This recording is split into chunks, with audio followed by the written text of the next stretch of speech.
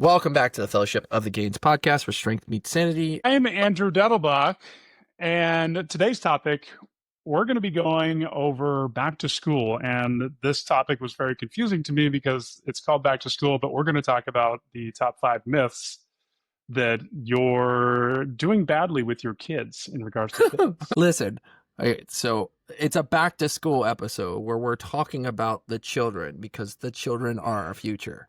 So we want to make sure that you're not following these ridiculous exercise, movement, and sport myths that have no foundation in science that we see everywhere. And I still hear to this day, even though they've been disproven for like the last 30 plus years. So we wanted to attack that before you're taking your kids back to school. So let's talk a little bit about that, and we'll try and weave in some of our nerdy loves, maybe talk a little Lord of the Rings, because what is a Fellowship of the Gains podcast if we're not talking a little Lord of the Rings at the same time? It weaves itself into every part of our life, doesn't it, Precious? Yes. I want to preface that you have kids and I have stepkids. So these are things that, we work with on our own. We're not just talking about it. Yeah, no, I have been a high school strength and conditioning coach as well. So I've got a lot of experience on this side. Trained plenty of kids, all ages from 12 to 22. And a lot of these myths, they still exist. And it's insane to me why we're still talking about some of these things.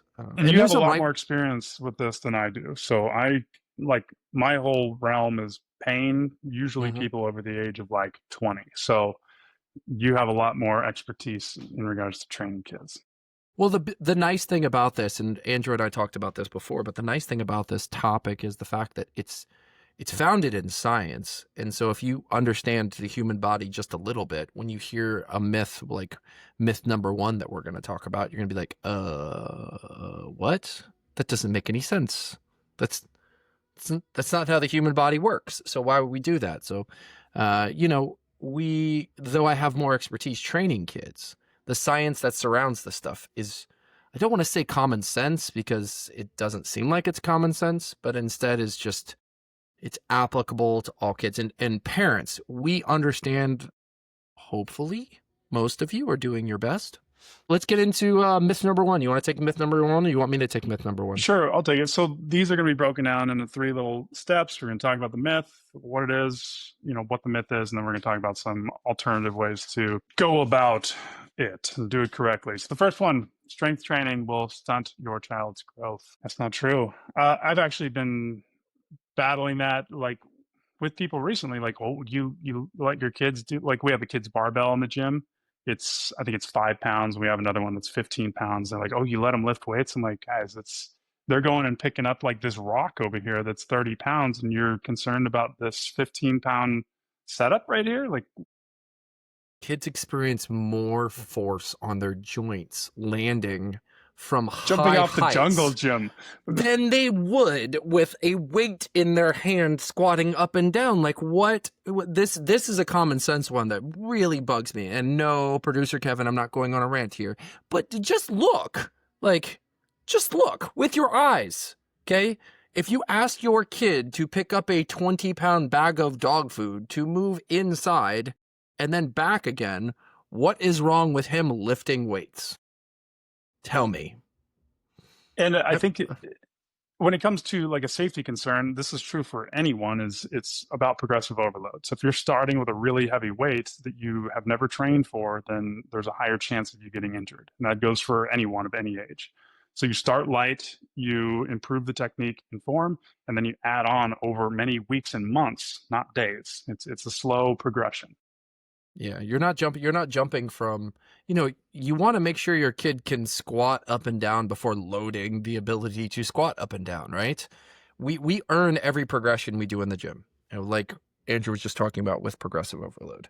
So it's really important, you as parents, to understand that A, weightlifting is not going to stunt their growth. And I'm actually not 100% sure where this myth was born out of. I don't know if it was born out of just watching gymnasts pummel themselves over and over again and thinking that, oh, they're all tiny, so it must be because they pummeled their body over time. They've just I compressed their wonder if joints. it They're really small. I wonder if that's to do I, with overtraining, like having your kid working out 4 hours a day or something like that. Like, what are the impacts of that on growth? I'm not sure.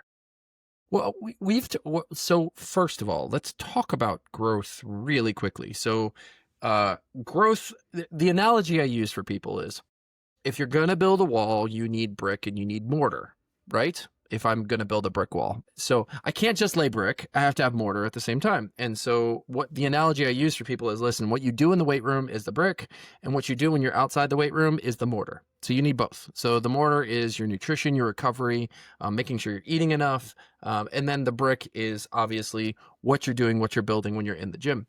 And that's one of my favorite analogies to use to people because they, usually click immediately and they're like, oh, I get it. Like, that's why it's so important for me to eat enough protein and sleep enough and everything else, because that's the mortar that's going to put it all together.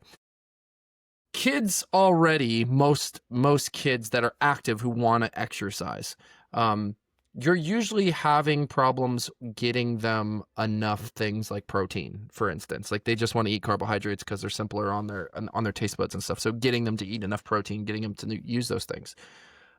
So it becomes a tough battle for you as the parent to making sure that you're giving the kids the right amount of things they need, because when they're growing, they need more things. Like, that's just, you need more things when you're growing. You need more protein, you need more sleep, you need all the things that you need to recover. And so I do agree with you. It might come from that. I think there was a really old study done that was analyzing growth platelets in kids, specifically in the knee joint, and it's Platelets, like growth plates. I was, now I'm gonna look it blood up. platelets, growth plates. No, gosh darn it! Now you're gonna make me look it up. This is the part where I look it up to make sure I'm saying the right thing, because though I do have my master's degree in exercise science, sometimes I say the wrong things. Okay, and Well, I'm okay with that. how about, I guess it would be like microfractures or fractures of the growth plate could potentially stop them, but that would be injuries. So I, and people, what is our other topic here? Play one sport. Yep. It is growth plates. I'm Yes, going to the talk about it in a cartilage little bit, area. but Cartilage area around long bones. It's growth plates, not platelets. So yes, I was just saying the blood thing. So sorry. it's all good. We're the next one. Let's get into the next one because I think they feed into each other. Yes. You can talk about it. Kids should only play one sport to go pro. Ooh, I love this one. Yes. Also, I'd like to. So I, all of you listening at home, Andrew loves sports. Sports are his favorite. So he has lots to say on this topic. well, no, I like individual sports personally. I like when other people love sports. There's no reason to shame someone for liking something else. It's just not something that gets me all excited. Is a team sport, but you know, early specialization often leads to burnout for kids. So if you're getting them just like focused on one thing, I mean, it can get really boring. And I'm sure those of you listening who are adults, when you do the same thing over and over and over and over for many years, it's not nearly as exciting as it was when you started. So what do you do, Yeah. Jesse? So real quick, I want to speak on this because I do think this is a problem that we have going on right now. And we have plenty of examples of people who didn't do this who are amazing. For instance, Christian McCaffrey played football, ran track, did multiple sports, and he's probably one of the best running backs we've ever seen, one of the most agile. He's had a couple of injuries in the last couple of years. And then Michael Jordan, for instance, one of the greatest basketball players to ever live, played basketball, and he played baseball as well, which he's famous for. We have plenty of examples of amazing athletes who are some of the best to ever do it, who played multiple sports. And we know that as the frontal lobe develops, it's better for kids to be exposed to vectors of force in multiple different planes of motion, where they have to learn to react for different sports and different stimuli. It's just better for them. And what we're seeing right now is we're seeing kids, we'll use baseball, for example. So they start playing little league ball and they have travel ball, and then they get to their, and they do that all year round, basically. And then they get to high school and they're playing high school ball, which kind of turns into a year-round thing, and it just keeps going and going. And if you're a pitcher, I want you to think about what you're doing to your arm. And then let's say they're really, really good and they go to play in college, and then they're throwing in college, and then they go play in the pros. So they go through the minor leagues, and then they go play. We are seeing a higher incident of soft tissue injuries, especially in pitchers. And I honestly think it's because the volume at which these guys are throwing at leading up to it is the problem. Because, things will break over time. It's inevitable. There is no such thing as injury prevention. You're going to get injured. Okay. If you're going to expose yourself to high levels of force, injury is going to happen. It's your job to try and mitigate those. And how do we mitigate those?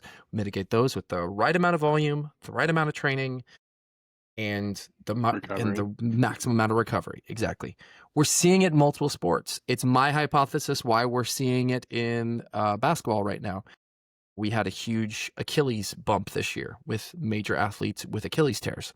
I think there was an expected 1 to 2 Achilles tears in the league. There were 9 Achilles tears in the NBA this year, from the beginning of the season to the end of the season, for various factors. But one of the big factors is load. These kids are learning to play Y ball, and then they're continuing to play ball all year long, and then they're committing to basketball, and they're playing 5-on-5, and then 3-on-3, and they're playing AAU, and then they're getting to high school, and they're playing through high school, and then they're also playing AAU ball as well, or they're playing some sort of travel ball, and then it's too much volume. So try to expose your kids to as many different sports stimuli as possible. Try to get them interested, sample it with them. It doesn't mean you have to put them in a league. You can just play the sport with them so that they can get some exposure to it, but encourage them to do different things. And please encourage kids to have off seasons. That's one of the biggest misses I see. Please have an off season. Okay. And what do you do in your off season? Not the sport that you're trying to play in season. So don't go, hey, you know what? I love basketball and it's my off season. You know what I'm going to do in my off season? Play more basketball. No, go do something else. Lift weights, run stadiums, swim, play golf, play tennis, do something other than basketball. And then when preseason starts, start picking up a basketball again. Producer Kevin, nice rant, sweet. Said, it was good. I mean, it was solid info. He said there's a great book called Range by David Epstein. And I really wanted to share this because it seems like he has a very unfortunate name at this time. So if you're interested in learning about this topic, apparently there's a book called Range by David Epstein. Shout out to all the people with the last name Epstein out there. I'm so sorry for you. All right, I'll take the third one. Weights are dangerous for kids. All right, they are not dangerous for kids. And I just wanted to, because I wanted to go from our first myth, which is strength training, stunts growth, to this one actually, because I saw 3 injuries: broken arm, broken finger, and a concussion in one season with one sport on our oldest team. That is also dangerous. Like every sport, everything that you do is going to be dangerous to some extent. Walk down the street, it's dangerous. Ride in a car, it's dangerous. Expose yourself to any sort. Listen, I tell people all the time, producer Kevin, who works out in my gym, has gotten injured before. He was doing a step down and he popped his gastroc. I have had very few injuries in my gym, but they occasionally happen, and you mitigate them and you move on. It's not saying that we do crazy things. It's just saying that the more you expose yourself to new forms of movement, the more there might be. It's kind of like, I just demoed and rebuilt my part of my gym. I had a construction guy say to me, you never know what you're going to find until you start opening the walls. And I think there's something to be said about that in exercise. When you start training a new thing, whether it's a new program or a new move or a new modality, you never know how the system is actually going to take to it, because it might not take well, and that might not be the best thing for you. And then you move on from there. But kids, weights are not inherently dangerous. Okay? They're not going to hurt you. I mean, if you get under a 300-pound back squat and you can't back squat 300 pounds and you weigh like 75 pounds, then yeah, you're probably going to die. Those are those gym fail videos where you just get buckled. Yes. Yeah. Yes. That's ego lifting. Yes. It ain't good for you. Okay. That being said, that just takes common sense. Can I lift this? Yes or no? No, I cannot lift it. Then I should not lift it. And if you are doing it, then it's the same as getting out into traffic. Can I get across this street safely? Yes, I can. Okay, I will. No, I can't. Well, I'm not going to run out into traffic. It's the same concept, guys.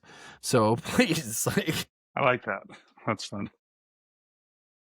please don't think it does. It actually teaches, the weight room teaches amazing lessons to kids. It teaches discipline. It teaches them how to be aware of their body in space. It produces confidence. Man, there are so many kids who do not exercise, do not do anything. The weight room, I do think that with all the mental health stuff we have going on and the effect of exercise on the brain and healthy brains, the more kids that were in the weight room, I think would be better, to be honest Good with for the hormones too. you. All right. You want to take number 4? Sure. High intensity is the only way to improve fitness. No, you've actually been having me do a bunch of zone 2. So I did high intensity training for a long time and I got super fit, super jacked, all that kind of stuff. And I've reduced everything quite a bit. And that's just been a nice learning experience for me because I kind of used to be that way in my early 20s and my teens, just kind of like casual lifting, whatever. CrossFit took me to a whole nother like destroy your soul arena. And now I'm back to kind of chilling out, and it feels so much better, and I'm probably in better shape than I was when I did CrossFit, and it's just a slower, more gradual progression, and the same approach can be taken with anyone. I think high intensity is also important, but not all high intensity. Yeah, I think we see this more in high school sports than we do with like just younger kids in general. I think I'm I Ego.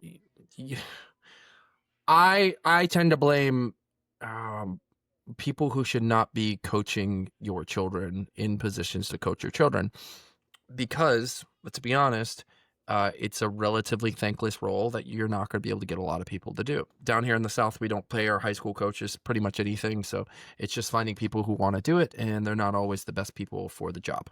So they tend to just push, push, push, push, push. Kids puking in a trash can. You're just not tough enough. You're not strong enough. And it's that sort of thing that it's like, hey, listen, we don't need to punish kids with exercise. We're trying to get them better. Can I teach them lessons through that? Absolutely.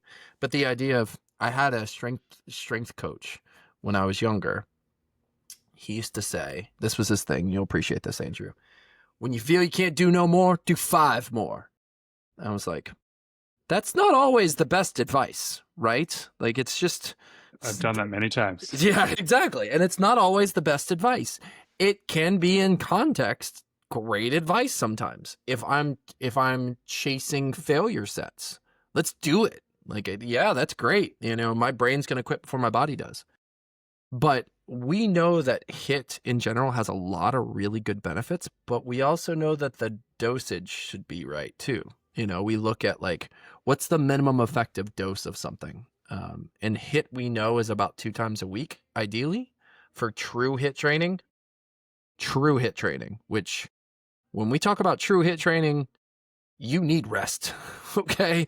There's no way you're doing true HIIT training back to back to back days. So the other thing I like to say when it comes to volume and intensity is if it's all go, it's no go. If it's all go all the time, it's no go. And that's just because you have to have ebbs and flows and intensity. If it's just flat line all the way across, what you trying to build? It's also kind of where more injuries are going to occur as well. So if Yes. your fear is like weights, I think that's where the stigma comes in, is like, weightlifting is dangerous. Well, if you're going super hard every day and not giving yourself a break and you're not modulating the intensity, then yeah, Yeah. it can be dangerous. 100%. Yeah. And we grow from the recovery time, right? Mm-hmm. Like recovery is where the growth happens. Yes. So if we're not recovering well, we're not going to grow. I mean, honestly, at the end of the day, that's really what it's all about. Andrew, you want to take the last one? You want me to? Sure. A little bit of a shift. Video games are ruining your kids' bodies and posture. As always, everything in moderation. But kids are sitting in school all day long. They tend to have computers in there. I don't know if yours do, but there's computers in the school, and so they're on the computers a few hours a day. And then it's recommended that you get about 60 minutes exercise a day. As a kid, probably need more than that. That's the minimum dosage, and I think the schools will get like 40 minutes or so. So they're not even hitting the minimum requirements. Yeah. So you have kids who sit in a desk for 8 hours to learn. For the most part, they're sitting all day. They go home and play video games. Let's just say you're a good parent who monitors their screen time, and they're playing for an hour, and you're like, you know what? His posture's awful. I gotta get him out of video games. I gotta make it stop. It's like, wait, what? It's not about the poison is always based on the dosage. So like an hour of sitting, 2 hours of sitting for a movie, that's not poisonous. 8 continuous hours of sitting 5 times a week can 100% be poisonous. So it's all about the dosage here. And that's where I think we start getting into, oh man, we start getting into some rough places where we're trying to blame the wrong things. It's like, I don't know, what's a good example? It's like eliminating high fructose corn syrup in favor of a different sweetener. I think that's happening somewhere in the United States right now, where they were limiting high fructose corn syrup in Coca-Cola Kellogg or products. something. I'm It was Coca-Cola. No, Coca-Cola. Yeah. Coca-Cola didn't even. They were like, so we heard this is happening, and we're looking into it. Like, Yeah, right. they didn't. Exactly. No. I think the analogy I heard that was funny was like, when you're eliminating high fructose corn syrup for cane sugar, it's like eliminating cigarettes for a vape. It's like, yeah, exactly. Same thing. Yeah, exactly. Yeah, I think That's where the strength training comes in. So like I sit a lot more for what I do now than when I was coaching people and training people. Like I used to move around all day long, and I did notice a difference in my posture when I started just kind of sitting and on the computer and doing work all the time. So having to counteract that with movements that are kind of bringing you more upright is going to be a great way to prevent all that stuff from happening. That's where training comes in. just noticed you were wearing a shirt. Yeah.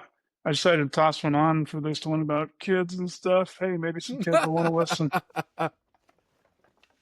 Well, I think it was because you did the chest open, so I just expected to see some, nipple action, but Some I didn't. nips. Instead, it's all just shirt right now. It's interesting. I want to get back to that topic, but I am wearing a shirt. It is a sore neck shirt, but it's a special shirt for a strength and conditioning coach who passed away on his way to Sore Neck Strong. I want to drop a link. We're going to drop a link in this where you can pick up that shirt. All the proceeds are going to support the family. So I am wearing a Sore Neck shirt, but it's specifically for that, and really cool for that company to be doing that for that coach. But we'll drop that in the bottom of it. But back to video gaming. It's got a lot of benefits.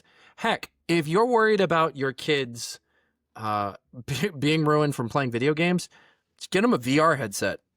I mean, get them a VR headset and have them play some Beat Saber. Jeez, if you've never played Beat Saber before on a high difficulty, you are sweating at the end of that. I got really, really good at that. It's such a fun game. I was never However, good enough at it. I think there's so both of these things, like gaming in general, can help your hand-eye coordination, which is going to help you with sports and whatever. But VR headsets can be an issue if you're wearing them too early. And I see a lot of kids wearing them at like 8 years old for hours at a time. And like, you've got a screen this close to your face. It is messing with your brain. So your eye and brain development can get hampered by doing that. So you want to wait. I think they recommend 13 years old on their headsets, but so I'd probably wait until later to do that. Let's be honest. Any games that your kids are playing should at least be supervised and curated by you in general until they get a little bit older. And even then, you need to be at least passively supervising and curating what your kids are playing.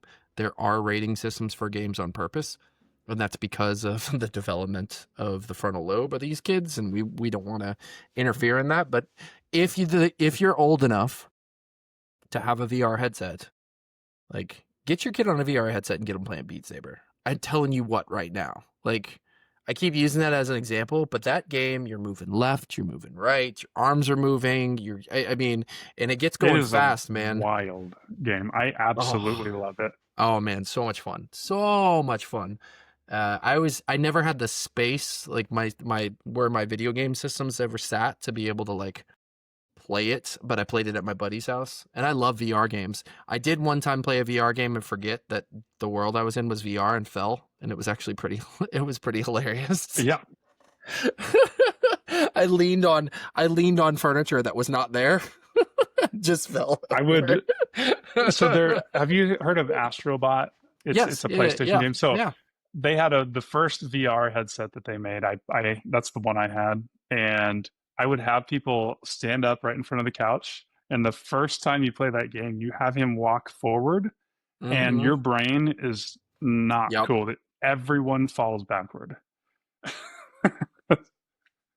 So they would just they would sit on the couch, but they would just start moving and just fall back. My favorite VR game of all time, not to tangent this, but my favorite VR of all game of all time is a game called Super Hot. Did you ever play Super Hot? Yeah, Love Super Hot. So Super Hot is like I think it you're came out before it was a VR game. it did. When they transitioned it to VR, it's so much fun. But you're an action your character, but it's like kind of in a stick figure-ish land, and the game moves at the speed that you move. So literally, you can go really slow and everything will move really slow. But if you speed up, it'll speed up. And so that was the game.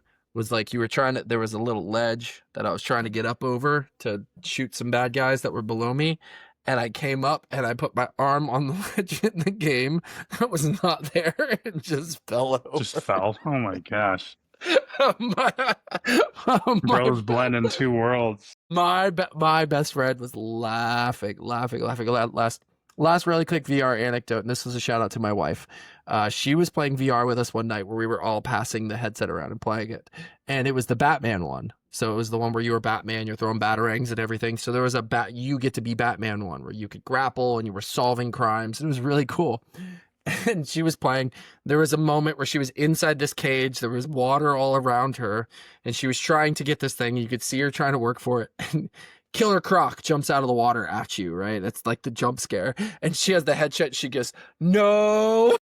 Just puts Just it takes down. immediate nope. Yes. Oh, that was It is for people that haven't worn a VR headset, it is a wild experience. man. Yes, it is. It's Yeah, cool.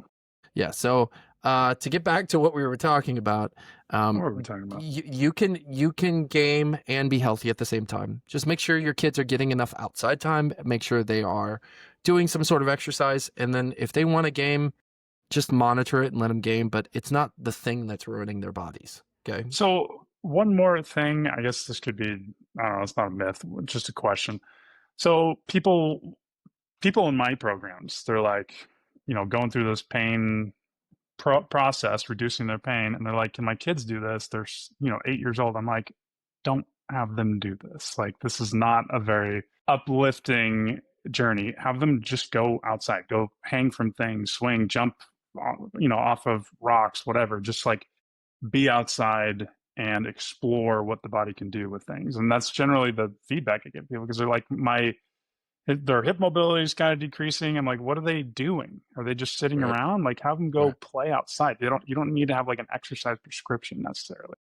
No, I've got an 8-year-old that I work with who has some weird postural stuff that goes on with him. He's got like painful adductors, and he's not been Hmm. diagnosed with anything, but I work with him, and a lot of it has been, his toes are like this, and like his foot just caves in all the time. So a lot of work that's going around there. So recommendation to everyone there, first of all, your kids are a bucket of stem cells. They will fall, they will scrape stuff up, and they will heal really quick in comparison to you. So just let them play, let them be kids. And my recommendation, and we've talked about my love for Vivo and Barefoot World, make them be barefoot as much as possible, because their connection to the world via their feet is critically important for the entire development of their musculoskeletal system. And so everything that you put underneath their feet is going to alter that. So let them be barefoot, let them move around, let them try lots of different things.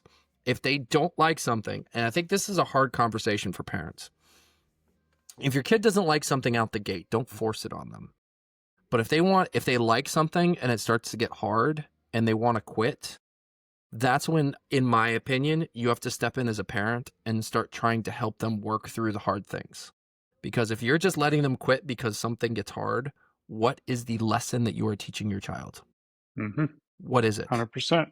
So, that's your job as the parent at that point, to step in and go, hey, why do you want to quit? This is, it's hard. Or, I just don't love it anymore. Do you not love it anymore because if there's more competition or it's gotten more difficult? Those are when those Q&A sessions, and Andrew, Kevin, myself, we're all dads. We all go through this. And your kid needs you to be supportive through this. So give them lots of things to try. Don't let them specialize in one thing. Even if you see dollar signs for your retirement, just let them still be a kid. I think that's one of the most important things that you can. Yeah, I mean, do you want him to just be like Sam, where he carries a bunch of stuff, or do you want him to be like Legolas and just absolutely do whatever the hell you want? Come on now. But I want my kids to be like Legolas, just like running on snow and like sliding down Oliphants, and it still only counts as one, but still, like that's what I want them to be. And and your kid, here's a really good, and let's tie Lord of the Rings back into it. Not every kid's gonna grow up to be an Aragorn. Like not every kid's gonna grow up to be a leader. They can still be great athletes and not be leaders at the same time. Teams need, especially in team sports, if you've watched team sports before, teams need leaders and they need people to follow What's through a on what team the sport? leaders do. It's when there's a group of people that work together, like the fellowship, towards one common objective. And usually they're coming up against another team of people that also have an objective and they're trying to work against you. Those are team sports. Do the people on the team, do they make fun of you for being really bad normally? So that's a And culture thing, and we could do an entire other conversation and episode about what team culture should look like. And I think how it that's actually causes a good like one. trauma for you, like not ever caring about team sports again? Yeah, and I actually think if you look, so if we want to run with this analogy in regards to Lord of the Rings, which I think is kind of funny to run with, but if we want to run with this analogy, uh, if you're truly on a team, what Frodo did, is not a good thing. You don't just go, "Hey, I'm the only one who can carry this, so I'm going to leave and carry this myself." Um, but that was because of all this supernatural stuff. It's really funny. I put into AI, hey, what would happen if Frodo had never left the Fellowship? And it actually talked about how the entire Fellowship would have failed and they all would have died. And it broke down why it would have happened. And it makes sense. Like the ring is, That's no cool. I matter want to try what, that. it's really interesting. And I agree. But a true team, everybody's lifting each other up. And we kind of saw that if you're watching Lord of the Rings and the Fellowship, like when they're training together, they're eating together. And we didn't get to see a lot of what happens in the book, but while they're on their journey together, they're growing together. And, I think that's the true mark of a great team. Teammates pick you up. They don't tear you down. And if you have people on your team that are tearing you down, they're not your teammate. They're just playing the same sport you are. And they rested a lot as well. They didn't just go the whole time. I didn't realize until I read the book that they stayed in Lothlorien for like a month. Yeah. It's Yeah, like for sure. it's like a 1 day shindig in the movie. Now, and what's also interesting is if you look at team sports and you look at the Fellowship, there's some great lessons about people who come from different places who come to play on a team together and they find common ground. And I think, Gimli and Legolas are perfect examples of those. Two diversely different individuals coming together to who come from two completely different schools that hate each other, that then come together with a common goal together, and they grow this wonderful relationship from it, to the point where Gimli got to go to the Undying Lands because of it, which is really cool, because that was a huge honor to be able to go to at the end of the book. So yeah, I really do think there's some really good lessons about being a part of a team, putting your differences aside, and listen, if you've got a kid who's being torn down on the team that they're on by another teammate, again, that's not a teammate, and maybe that's not the best environment for them. So put your kids into opportunities where they can be uplifted, that they'll face challenges, that they will interact with people they wouldn't normally interact with. I think these are a lot of the benefits of being a part of a team. Oh, yeah, I think to come back to our original topic and to close this thing out, I think the general takeaway is not necessarily to make the kids be top athletes at 12 years old, not to be able to lift the heaviest weights, run the fastest, you want to get them to you want to expose them to a variety of different types of movement so they can build a solid base. And then as they get older, then they can start to specialize in something and start to get into those maximal weights, tests, sports, hobbies, whatever.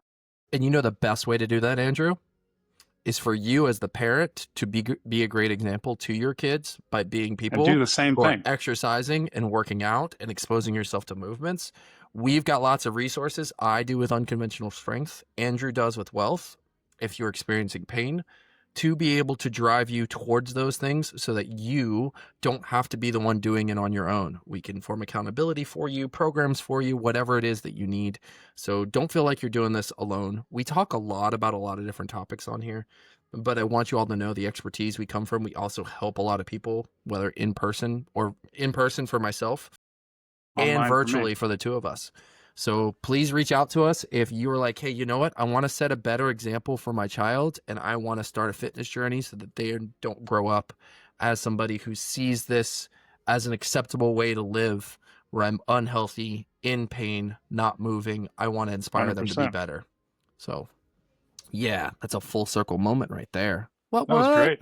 Yeah. We finished it. All right, everybody. Well, I don't know what else to say. Okay, bye. Well, first of all, we want to thank you for being a part of the fellowship. Please make sure you hit the subscribe button on YouTube, follow us on Spotify, and make sure you're following us on IG. Make sure you're following us everywhere you can follow us. Share us with whoever you want to share us with, and stay strong, stay curious, and stay in the fellowship.